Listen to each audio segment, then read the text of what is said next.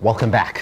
You're still watching Metropol Television, but most certainly business I am. My name is Simba Elijah Charles Kiage. Find us online at Metropol TV KE across all your social media platforms. I am at Kiage Simba. Use hashtag business I am. Let's get this conversation running this morning. Now, the Kenya Plastics Pact, KPP, on October 7th, launched an ambitious new collaborative initiative aimed at tackling plastics waste and pollution in the country. Now, the initiative will bring together stakeholders across the plastic value chain to create a circular economy for plastics. Now, joining us this morning to talk about the pact and how this will create an economy circular and bring together businesses, governments, the researchers, and even the informal waste sector players is Josephine Wawira, who's a communications officer, sustainable inclusive business at KEPSA. Josephine, good morning. Good morning to you too.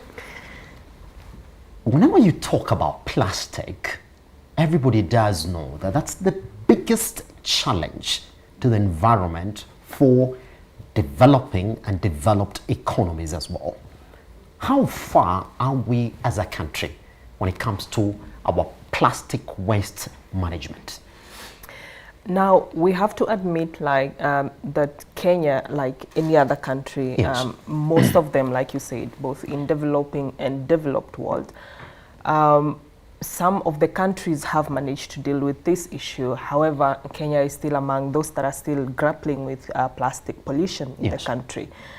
And the COVID situation has not made it any easier because we have increasingly, at least for the last 2 years, been using at high volumes, sanitizers that are in plastic bottles and PPEs also that, for instance, the disposable masks, single yes. use to be specific.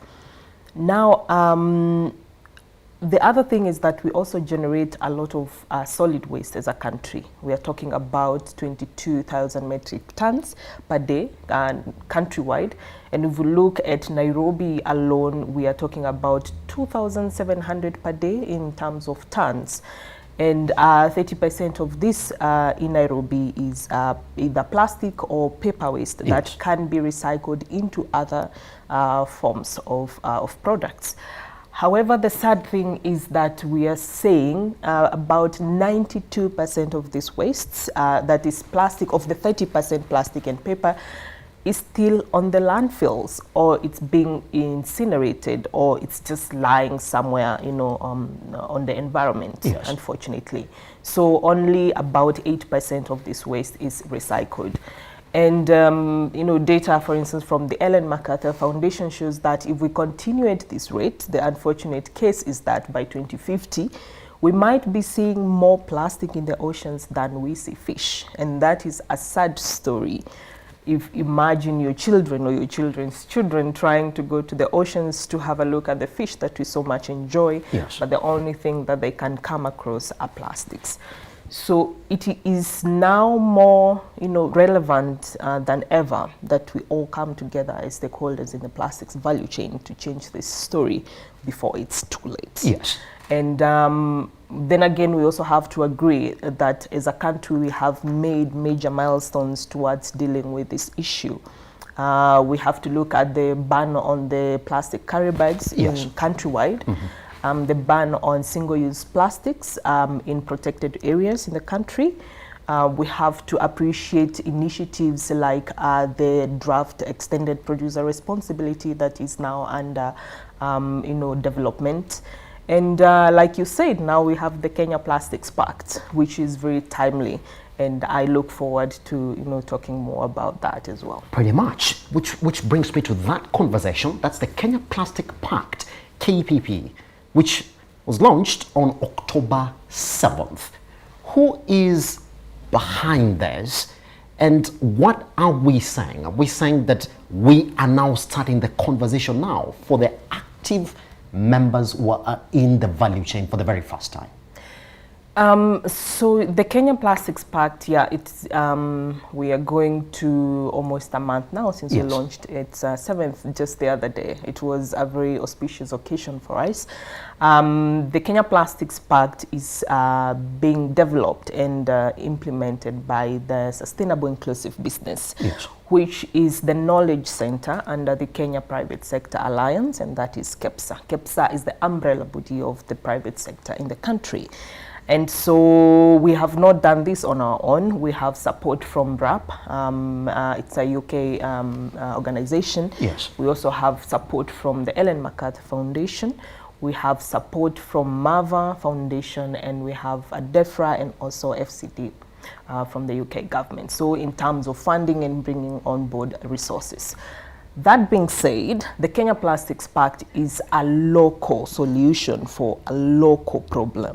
So it is, developed and created to tackle a problem that we own as Kenyans. So it's a local solution for, something that we all agree that we are facing as a country. And for this reason, the membership of the Kenya Plastics Pact is, brings together the government of Kenya, supported by the Ministry of Environment and Forestry, businesses in the plastics value chain, that is the private sector. So we are talking of producers, we are talking of importers and exporters of plastic. As long as you come into contact with plastic, whether you're bringing it into the system or into the market, we are talking of retailers who deal or who sell the plastic itself. We are talking of you and me as the consumer of plastic. We are talking of the recyclers who are now on the solution side already. And we are also talking of the informal waste sector, because for a long time, this is a sector that has been sidelined, that has come as an afterthought when it comes to conversations around the Kenya, the plastics issue. But if we are to look at achieving a circular economy for plastics, for once, let's be clear that achieving a circularity or circular economy is not just about recycling, as it is often confused by a lot of people. Circularity or circular economy involves a lot more than just recycling. It starts from rethinking the models that we use, rethinking how, for a long time we have produced plastics that are not recyclable. So how about we change that model? We change that, we rethink how we can now recreate, and reproduce plastics that can be, recyclable and easily put back into the system. Because the Kenya Plastics Pact aims to create a circular economy for plastic in which it never becomes waste or pollution. So it is put back into use in the ecosystem and not into the environment. It is currently the situation. Because we have been operating in what we call a linear economy, where we take, we make, and then we dispose. Where does it go? People think that when you throw away a plastic bottle or a sweet wrapper, that it has, an away that it goes to. But there's never an away. It doesn't, isn't it? There's never an away. It goes somewhere. It goes to, to the environment. It goes to a road. It ends up in the rivers. Look at Nairobi river, the situation that we have. It ends up in the ocean. So why don't we ditch that throwaway culture and say we can take back what we throw in the environment and put it back into the system to recreate and to reproduce other products or the same products, But how do we achieve this? Is first, as a producer, we rethink how we now produce plastics that are, coming into the environment. And then we also take responsibility for the products that we put into the environment up to the until where they come to the end of their life cycle. And this is where the EPR, the extended producer responsibilities, come into play, and it will be complemented by the Kenya Plastics Pact, because the pact brings on board targets that are going to guide us towards achieving a circular economy for plastics. Pretty much. So now, for anybody listening and hearing you talking about the KPP, are we now on a policy level? Is that what we are doing in this pact? Are we therefore laying the policies that are supposed to guide us on how we are supposed to act to achieve the circular economy when it comes to plastic use in the country, owing to the fact that indeed there is cognizance of the fact that we are very far from achieving what other developed economies have done, especially when it comes to the plastic usage. Now, when you talk about policy, yes. Let's agree that the government has done an incredible job when it comes to, policy implementation in terms of plastic waste management. Yeah? Yes.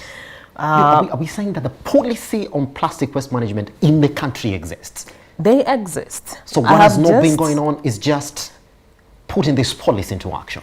That's the thing. Yes. For you and I, as we speak today, for a long time, we have complained of what the past generations have been doing to our environment. Yes. We have over and over and over again spoke about the problem.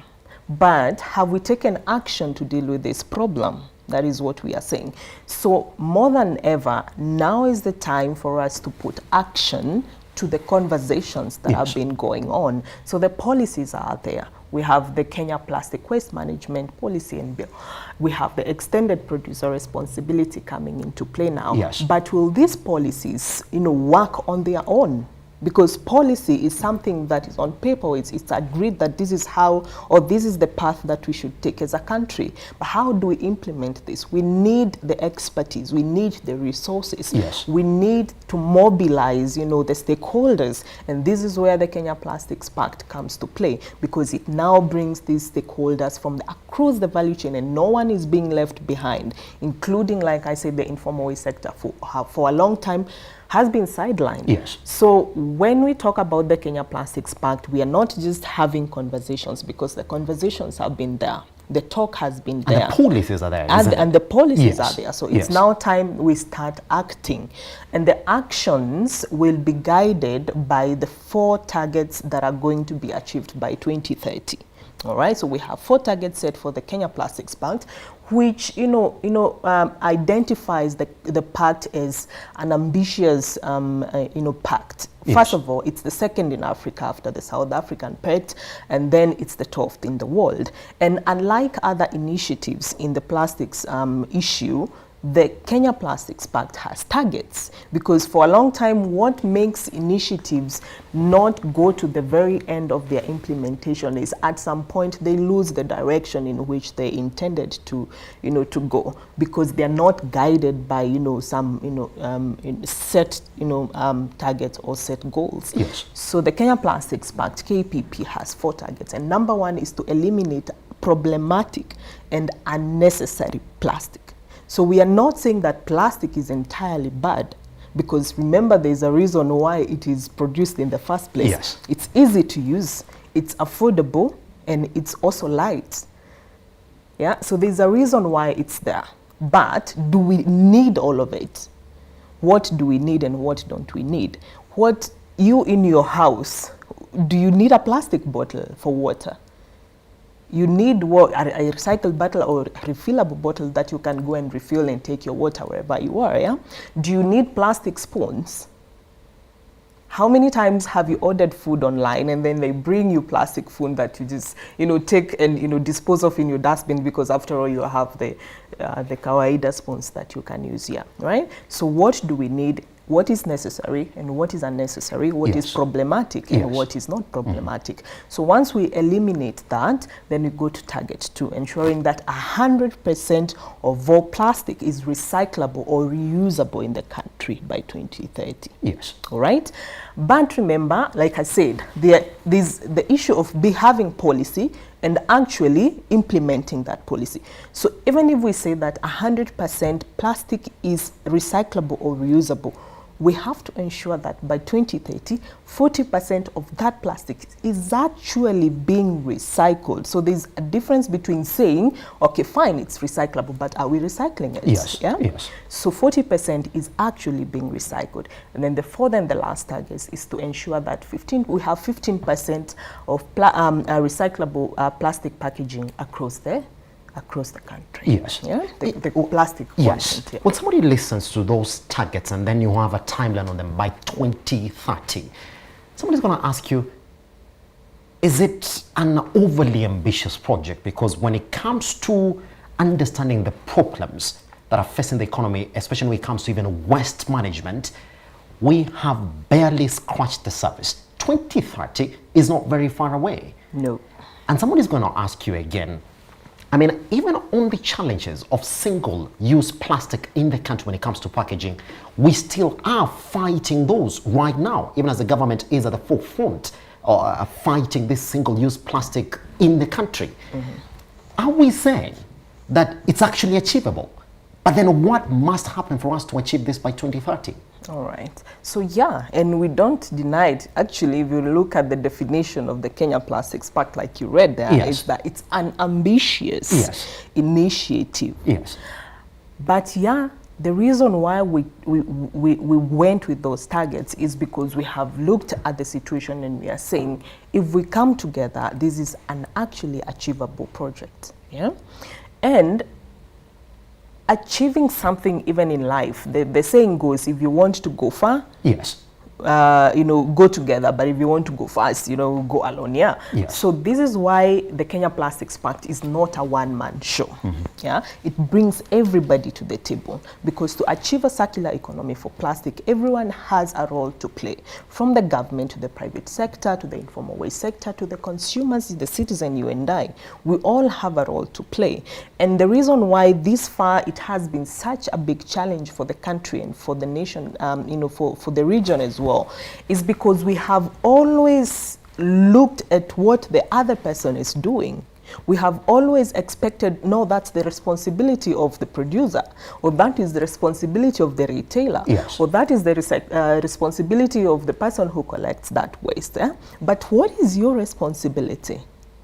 How about we start now looking at what we can do together to achieve a circular economy for plastic? Yes. And remember, like I said, circular economy is not just about recycling. In any case, recycling comes at the end of the loop. So there's all these other aspects of innovation. We have to be innovating. Kenya is one of the most innovative nations in the region. We have a generation that is tech savvy, that thinks outside the box. So what can we achieve if we come together on the table? That said, we also have set ways in which we aim to achieve these targets. Number Yes. one is to draw a roadmap.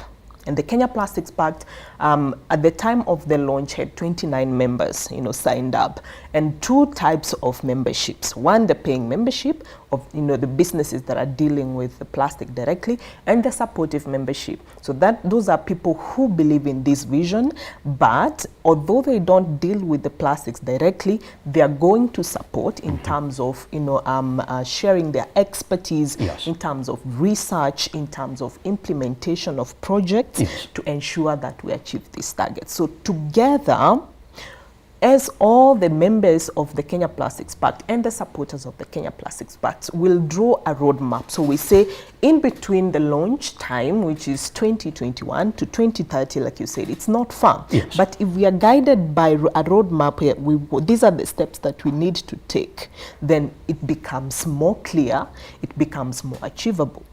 The second thing that we are going to do is create, projects, solution-based projects and initiatives that are going to be implemented on the ground. So either on the members level, Yes. or at the pact level, and then we say these are the projects that we are taking. And for instance, we have a project called the Coast Project. It's called Creating Opportunities and Alleviating Poverty Through Sustainable Trade, Yes. that we have piloted at the coast. It's ironical, it's called Coast, and yet our first pilot was at the Coast region, Yes. in Yes. Mombasa, a place called Tudor. It's an Yes. informal waste sector. And we have trained 100 youth and 100 women, in total over 200 people at the Tudor informal waste sector, Yes. to create value from waste, because we say taka ni mali, waste is value. So we have educated them on how to better manage waste and how to create a sustainable income from waste. Things that you saw as invaluable, to creating something that can actually put food on your table.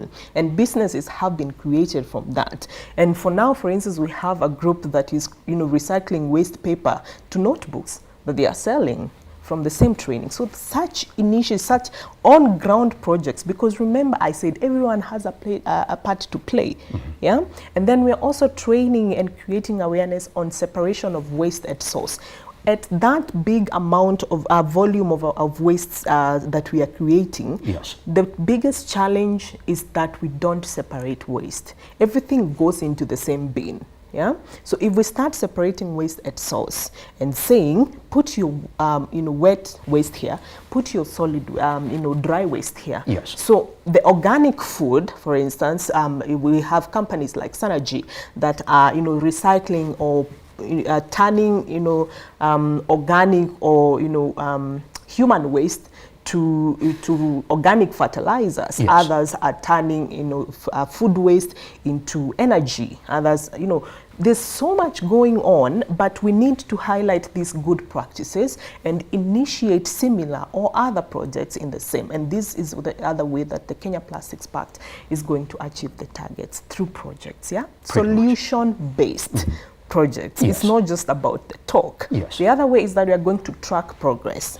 So on an annual basis, members will individually report on the progress that they have made to achieve, because they have all committed to the 4 targets towards 2030. So on an annual basis, they will individually report on the progress that they have made. However, as the Kenya Plastics Pact, we are not going to announce those results on an individual member's basis. Yes. We will tabulate the data and create one single report and say, as a country, through the Kenya Plastics Pact, this is what we committed to achieve. This is how far we have come. These are the challenges that we have made. We think that these areas will need more investment. Yes. We think that these areas will need more infrastructure to achieve the targets. What can we do to achieve the 2030 targets? Because then we keep track with data, all right? We will also look for funding, to bring together funding both internally and externally. Yes. Because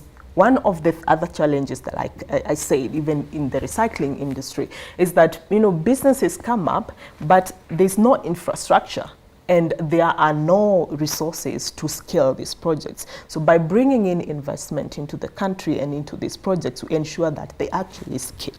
And then lastly, but not least, is sharing the knowledge that we gain nationally, regionally, and also internationally. Pretty much. In just 45 seconds, on a personal level this morning, because we're saying this fight has to be done by everybody. It's not a manufacturer, it's not a retailer.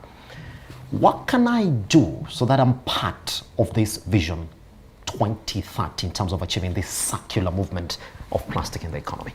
All right. You see, at the end of the day, I say, you may not have $1 billion idea or $1 billion project, or you may not do something that is going to change the whole world overnight. But your small action, my small action, everybody's small action, when combined, they create a big impact. Yes. That you may not actually know. It is about changing your mindset in the first place. If you go on, and buy your water bottle on a daily basis, and you can actually buy one single bottle that is refillable, and then you continuously refill it and reduce the amount of plastic bottle that you purchase. Yes. Right? It's about walking into a supermarket, buying a chocolate for your, energy boost in the afternoon after a show like this. But how many times have you seen someone toss that paper on the road? Yeah? How about you carry your waste until you can safely dispose it?